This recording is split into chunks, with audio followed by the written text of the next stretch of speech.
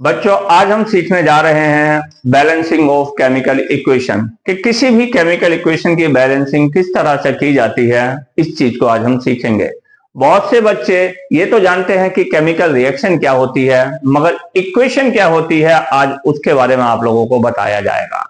Reaction के अंदर जो भी चीज हो रही होती है, जो एक एलिमेंट या कंपाउंड किसी दूसरे कंपाउंड के साथ रिएक्ट हो रहा होता है और अदर कंपाउंड फॉर्म हो रहे होते हैं, तो उसको जो वर्ड की फॉर्म में हम लिख के दिखाते हैं, जो उनके सिंबल्स की फॉर्म में लिख के दिखाते हैं, उसको हम नाम देते हैं केमिकल इक्वेशन। यदि कोई भी व्यक्ति कहे आपसे कि जो हमारी रिएक्शन हो रही है जरा इसके बारे में डिस्क्राइब कीजिए, तो यदि आप डिस्क्राइब करना स्टार्ट करेंगे तो बहुत बड़ा डिस्क्रिप्शन हो जाएगा। उस चीज से बचने के लिए एक शॉर्ट वे बनाया गया जिसको कि बोलते हैं इक्वेशन। किसकी इक्वेशन? जो केमिकल रिएक्शन हो रही है। अब उसको भी लिखने के दो तरीके आ जाते हैं, एक वर्ड फॉर्म में लिखी जाती है और एक हमारी सिंबल्स की फॉर्म में लिखी जाती है। सिंबल्स मतलब उनके केमिकल फॉर्मूलाज को यूज करते हैं। वर्ड भी बड़ा हो जाता है और उससे कंप्लीट इंफॉर्मेशन हमें नहीं मिलती है, इसलिए हम केमिकल फॉर्मूलाज का यूज करते हैं जो कि उनके सिंपल केमिकल फॉर्मूलाज होते हैं। आइए सीखते हैं क्या है बैलेंसिंग ऑफ केमिकल इक्वेशन। सबसे पहला जो क्वेश्चन आप लोगों के माइंड में आना चाहिए कि अगर हम किसी इक्वेशन को विदाउट बैलेंसिंग भी लिख देते तो दिक्कत क्या हो जाती। जैसे एग्जाम्पल तौर पर मैं आपको बताना चाहता हूं, एक इक्वेशन ले रहा हूं मैं यहां पर C+O2 gives CO2। एक इक्वेशन तो ये है और एक दूसरी इक्वेशन और ले रहा हूं मैं H2 + O2 gives H2O as a product. अब जरा यहां पर आकर देखो कि क्या यह बैलेंस है या बैलेंस नहीं है। किस तरह इस चीज को हम आइडेंटिफाई करते हैं, उस चीज को सीखो। इधर हाइड्रोजन के कितने एटम्स हैं? 2। इधर हाइड्रोजन के कितने एटम्स हैं? 2। हाइड्रोजन एरो के एक तरफ, एरो के दूसरी तरफ बराबर है। जबकि ऑक्सीजन पर बात करें, कितने एटम्स हैं? 2। जबकि यहां कितना एटम्स है? 1। क्या ऑक्सीजन दोनों तरफ बराबर है? Answer is no. तो ऐसी रिएक्शन जिसके अंदर जो रिएक्टेंट के अंदर, किसके अंदर? रिएक्टेंट के अंदर जितने भी एटम्स प्रेजेंट होते हैं, यदि प्रोडक्ट के अंदर उतने नंबर ऑफ एटम्स प्रेजेंट नहीं है तो ऐसी रिएक्शन को हम नाम देते हैं अनबैलेंस्ड, या इस इक्वेशन को, जो उस रिएक्शन की इक्वेशन लिखी हुई है, इसको बोलेंगे अनबैलेंस्ड केमिकल इक्वेशन। तो अब इस चीज को हम किस तरह से सॉल्व करें, इस चीज के बारे में सीखते हैं। यह चीज तो शायद समझ में आ गई होगी आप लोगों के कि हमें नीड क्यों पड़ी किसी भी केमिकल इक्वेशन को बैलेंस करने की। एक इसका बेस्ट एग्जाम्पल और भी लेते हैं कि कोई भी केमिकल इक्वेशन को बैलेंस क्यों किया जाता है। एक्सप्लेन करने के लिए किसी बच्चे ने या फैमिली मेंबर ने, घर के अंदर हम गर्मियों में लस्सी वगैरह बनाते हैं, तो लस्सी बनाने के लिए इसमें 100 ग्राम मिल्क लिया। कितना मिल्क लिया? 100 ग्राम। साथ ही 100 ग्राम इसके अंदर पानी लिया।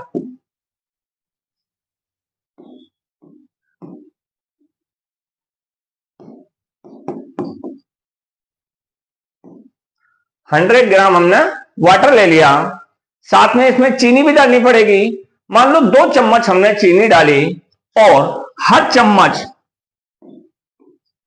10 ग्राम की थी। कितने की? 10 ग्राम शुगर हमने इसके अंदर इंक्लूड करी है। तो जरा देखो ये टोटल मास कितना हो गया, 100 प्लस 100 प्लस 10 प्लस 10।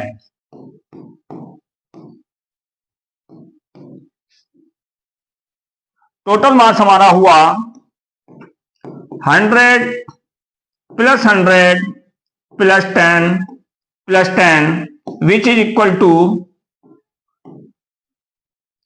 220 ग्राम। तो इतना हमारा क्या बन गया, ये मास बना। अब जब फाइनली लस्सी बनकर तैयार हो गई, उसका किसी बच्चे ने जब मास देखा, सपोज कहते हैं वह आता है 210 ग्राम, तो ये जो 10 ग्राम मास है वो कहां चला गया, जमीन खा गई या आसमान निकल गया। तो ऐसे क्या पॉसिबिलिटी हो सकती है, आंसर इज नो। तो इसीलिए इस तरह की चीज को समझने के लिए हमें क्या करना पड़ता है, मास को कंजर्व रखना पड़ता है। और यही टेक्निक यूज होती है किसी भी केमिकल रिएक्शन के अंदर, कि जितना टोटल मास ऑफ रिएक्टेंट था उतना ही टोटल मास ऑफ प्रोडक्ट होना चाहिए। अदरवाइज आपकी जो रिएक्शन की लिखी गई इक्वेशन है दैट विल बी इनकम्प्लीट और अनबैलेंस्ड। तो समझ में आया कि किसी भी इक्वेशन को बैलेंस करने की नीड क्यों पड़ती है, क्यों पड़ती है, मास को कंजर्व करने के लिए। किसका मास, रिएक्टेंट का तथा प्रोडक्ट का। जो रिएक्टेंट थे उसी से तो प्रोडक्ट बना है, तो जितना मास रिएक्टेंट का था उतना ही हमारा प्रोडक्ट का मास होना चाहिए।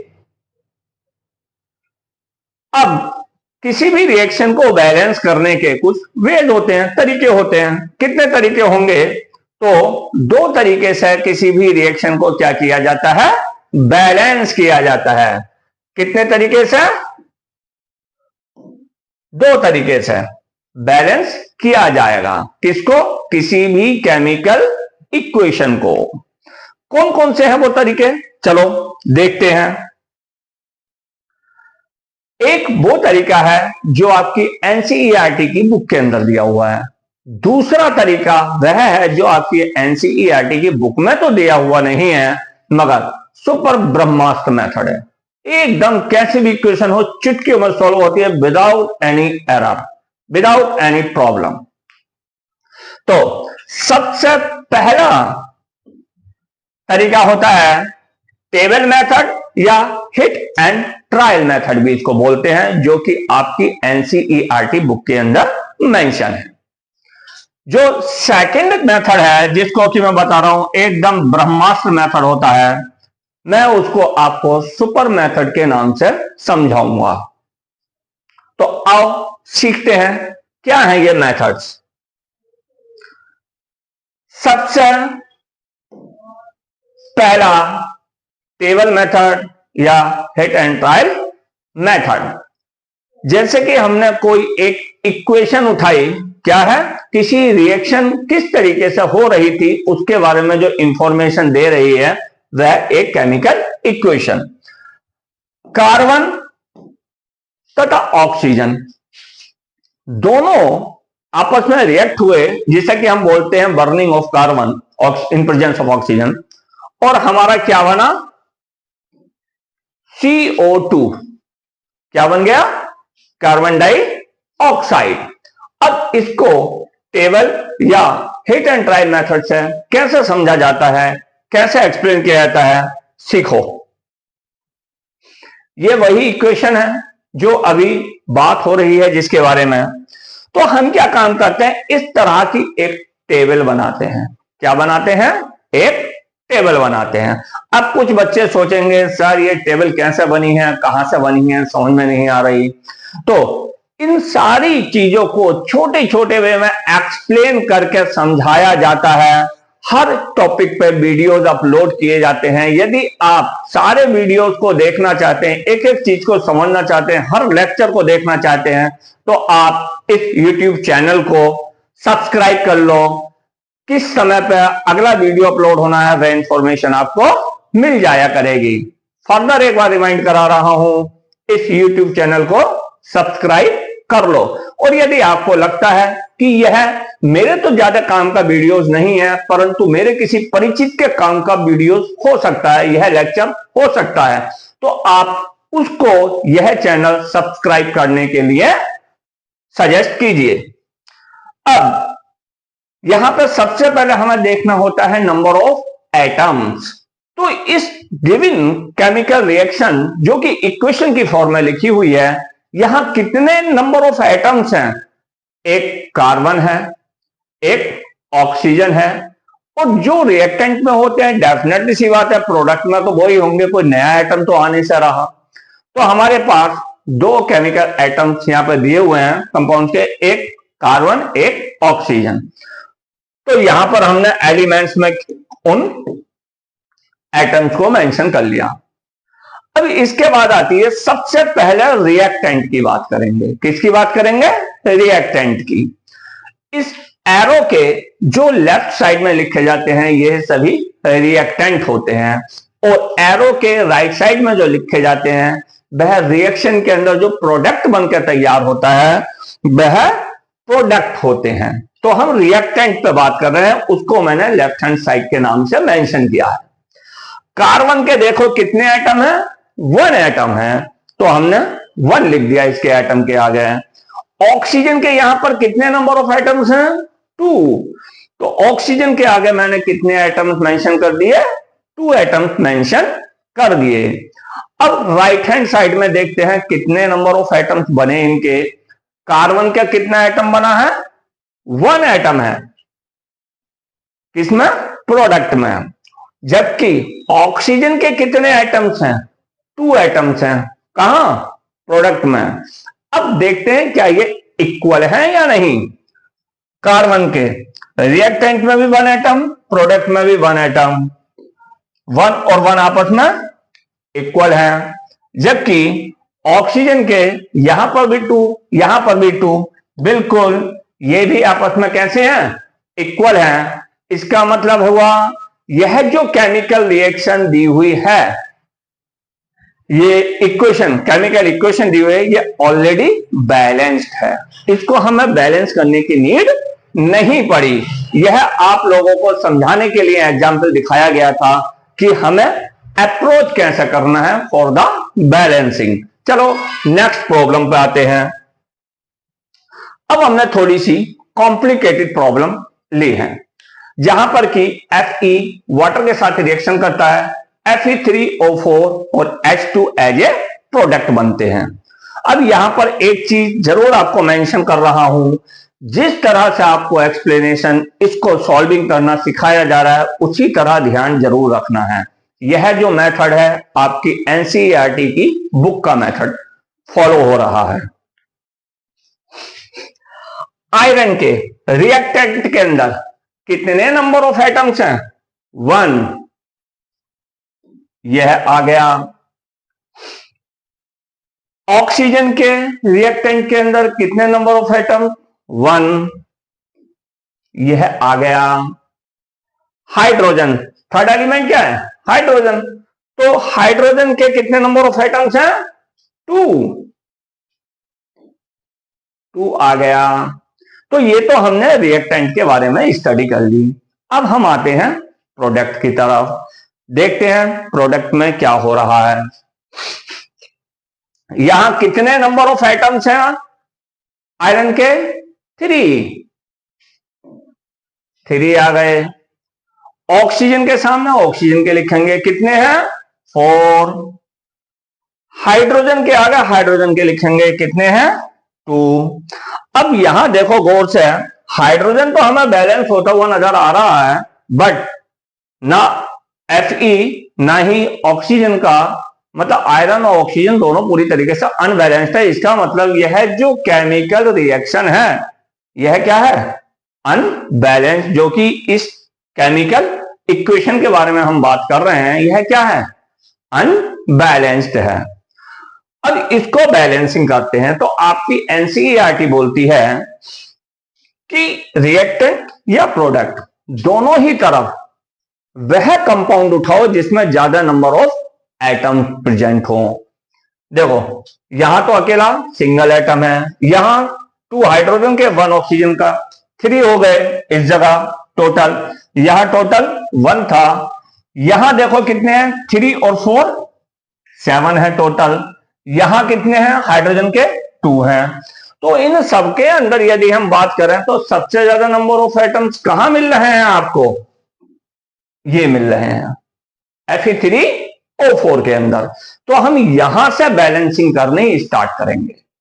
अब ठीक है, यह तो हमें पता चल गया कि हमारी जो बैलेंसिंग शुरू होने वाली है Fe3O4 से स्टार्ट होने वाली है, मगर इसके अंदर फर्दर एक प्रॉब्लम आ रही है कि यहां तो सर 2 एलिमेंट हैं, एक Fe एक ऑक्सीजन, दोनों में से पहले किसको बैलेंस करें। तो आपकी एनसीईआरटी बोलती है कि इनमें भी देखो नंबर ऑफ एटम्स किसके ज्यादा हैं, भाई इसके कितने हैं Fe जो कि आयरन है 3, जबकि ऑक्सीजन के कितने हैं 4। तो इसका मतलब ऑक्सीजन के ज्यादा है, तो सबसे पहले हम बैलेंस किसको करेंगे, ऑक्सीजन को बैलेंस करेंगे। उम्मीद करता हूं कि बच्चों को यह चीज आसानी से समझ में आ रही होगी। यदि किसी को कहीं डाउट रह जाता है तो आराम से कमेंट बॉक्स के अंदर कमेंट करके वो अपना डाउट क्लियर कर सकता है, मैं उसको आंसर कर दूंगा। तो सबसे पहले हम ऑक्सीजन की बैलेंसिंग करते हैं। यहां कितने हैं 4, यहां कितना है 1, तो हमें क्या करना पड़ेगा कि ये और ये बराबर हो जाए, इसको करना पड़ेगा हमें 4 से मल्टीप्लाइड इंटू 4, इधर भी 4 इधर भी 4, ऑक्सीजन बैलेंस ठीक। अब आ जाओ Fe को बैलेंस करने के लिए, जिससे यहां मल्टीप्लाई करा है उसी नंबर से हमें यहां भी मल्टीप्लाई करना पड़ता है, इसको बोलते हैं कोएफिशिएंट। क्या बोलते हैं, कोएफिशिएंट। अब Fe को बैलेंस करो, Fe के यहां कितने हैं 3, यहां कितना है 1, तो हमें इन दोनों को इक्वेट करने के लिए क्या करना पड़ जाएगा, मल्टीप्लाई करना होगा 3 से, हो गए इक्वल। जब यहां 3 से तो यहां भी मल्टीप्लाई करो 3 से, ये भी बैलेंस ये भी बैलेंस, दोनों इक्वेट हो गए ना। अब हाइड्रोजन पर जरा मुलाकात करो, 4 2 जा 8, जबकि यहां कितने हैं ओनली 2। तो लेफ्ट हैंड साइड में हमारे हो चुके हैं ये 8 हो गए हैं, 4 2 जा 8। हमें यहां भी कितना करना पड़ेगा 8 करना पड़ेगा, तो उसके लिए इसको भी किससे मल्टीप्लाई करना होगा 4 से मल्टीप्लाई करना होगा, मतलब प्रोडक्ट में भी हाइड्रोजन को 4 करना पड़ेगा। अब देख लो इस इक्वेशन को, जो हमारी टेबल है, Fe आयरन के 3 रिएक्टेंट में है, 3 ही एटम प्रोडक्ट में है, बैलेंस। ऑक्सीजन के 4 एटम रिएक्टेंट में है, 4 ही एटम प्रोडक्ट में है, बैलेंस। हाइड्रोजन 4 2 जा 8 एटम रिएक्टेंट में है, 8 एटम ही प्रोडक्ट में है, बैलेंस। इसका मतलब जो हमारी केमिकल रिएक्शन की ये केमिकल इक्वेशन दी हुई है, ये फुल्ली बैलेंस्ड हो गई। इस तरह से भी चेक कर सकते हो, आयरन के 3 एटम इधर, 3 एटम इधर, ऑक्सीजन के 4 एटम रिएक्टेंट में, 4 एटम प्रोडक्ट में, हाइड्रोजन के 4 2 जा 8 एटम रिएक्टेंट में, 4 2 जा 8 एटम प्रोडक्ट में। क्लियर, किसी को कोई डाउट, किसी को कोई प्रॉब्लम आई होप नहीं होनी चाहिए।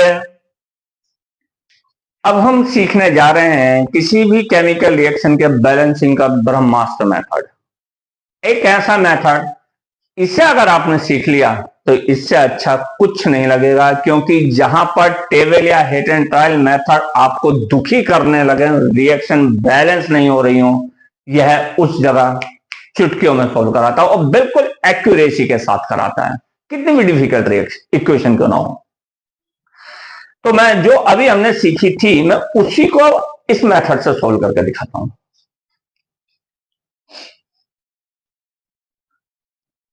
हमने सीखा था इक्वेशन को Fe प्लस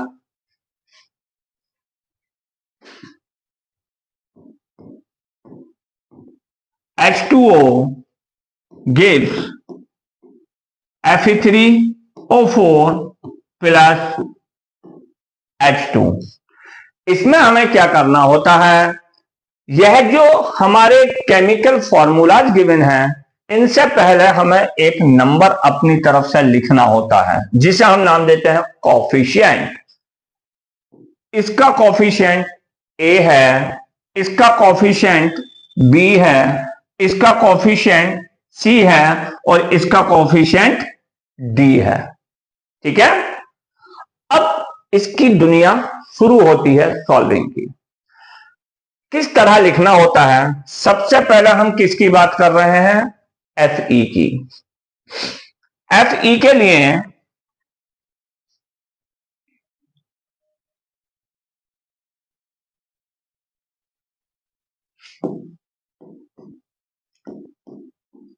सबसे पहले लिखो इसका कॉफिशिएंट इनटू इस केमिकल फार्मूले के अंदर इसका नंबर क्या है, कितने नंबर ऑफ एटम है, 1, तो 1। अब आ जाओ प्रोडक्ट में, Fe का कॉफिशिएंट क्या है, C। इसके केमिकल फार्मूले में Fe के नंबर ऑफ एटम कितने हैं, 3, तो 3 से लिखो मल्टीप्लाई और बीच में लगा दो इक्वल का साइन। इससे करे से क्या हुआ, जितने नंबर ऑफ एटम्स हमारे Fe के रिएक्टेंट में थे उतने नंबर ऑफ एटम्स हमने बनाने का प्रयास किया है प्रोडक्ट में। अब कोई बच्चा कहे सर कहां से बन गए, हिंदी में उल्लू बना रहे हो, यहां तो A लिखा हुआ है, यहां C लिखा हुआ है। अरे इसी की वैल्यू कैलकुलेट करनी है। अब आ जाओ ऑक्सीजन पर, किस पर, ऑक्सीजन पर। इधर क्या है कोफिशिएंट V, तो B into atoms chemical formula में ऑक्सीजन का कितना है, 1। प्रोडक्ट की तरफ आ जाओ, कोफिशिएंट क्या है ऑक्सीजन का, C। कितने number of atoms chemical formula में ऑक्सीजन के हैं, 4, तो 4 से करो मल्टीप्लाई, बीच में साइन किस चीज का लगा दो, इक्वल का। ठीक है, अब किसकी इक्वेशन और बनानी रह गई है हमें, ये मैथमेटिकल इक्वेशन में नहीं है हमारी, किसकी और रह गई है, हाइड्रोजन की। चलो आ जाओ हाइड्रोजन पे पहलवानी करते हैं।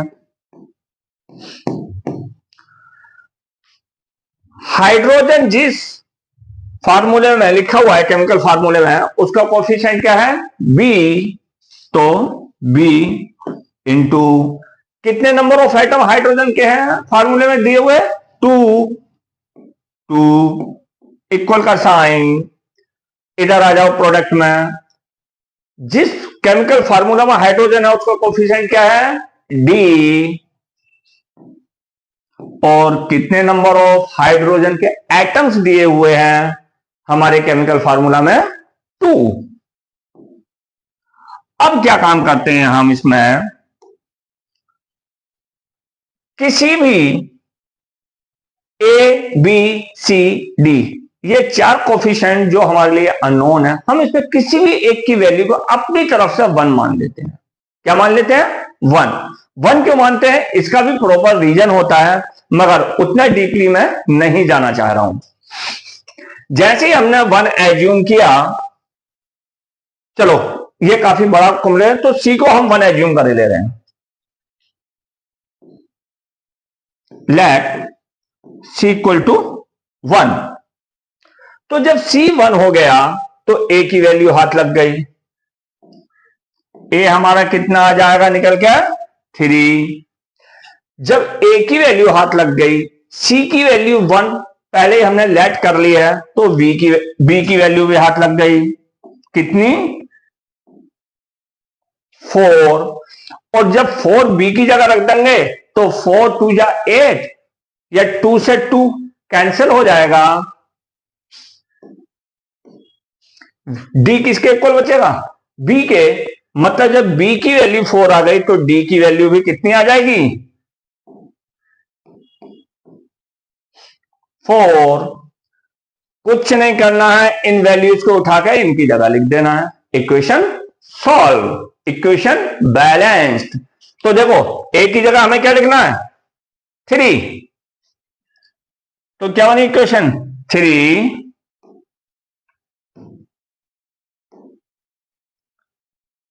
Fe, ठीक है, प्लस बी की वैल्यू क्या आई है 4,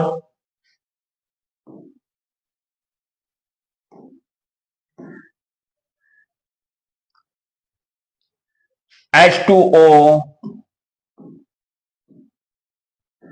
एरो, प्रोडक्ट की दुनिया में आ गए, सी कितना आया था 1 को तो लिखो या नहीं लिखो कोई फर्क नहीं पड़ता, तो 1 को हम नहीं लिख रहे, क्या लिखें डायरेक्ट Fe3O4, Fe3O4 प्लस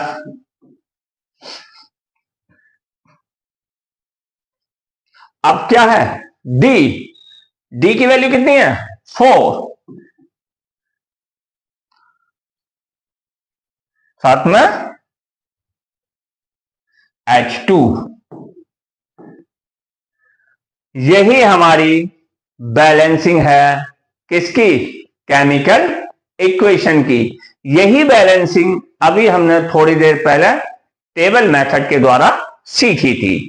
तो यह मेथड कब यूज होता है, जिसको कि सुपर मेथड का नाम दे रहा हूं मैं, यह मेथड तब यूज होता है जब हमारी कोई भी रिएक्शन बहुत ज्यादा कॉम्प्लिकेटेड हो रही हो, तब भी ये चुटकियों में सॉल्व कर देता है और विदाउट एनी, मतलब कोई एरर नहीं होगी, कोई एरर नहीं होगी उसके अंदर, बिल्कुल एकदम एक्यूरेसी के साथ आपका आंसर आएगा। एक चीज फर्दर रिमाइंड करा रहा हूं, यदि आप यह जानने का प्रयास करना चाहते हैं कि नेक्स्ट लेक्चर किस टाइम पढ़ने वाला है, तो उसके लिए आप इस चैनल को सब्सक्राइब कर लो, जिससे कि नेक्स्ट लेक्चर पढ़ते ही आपके पास नोटिफिकेशन आ जाएगा।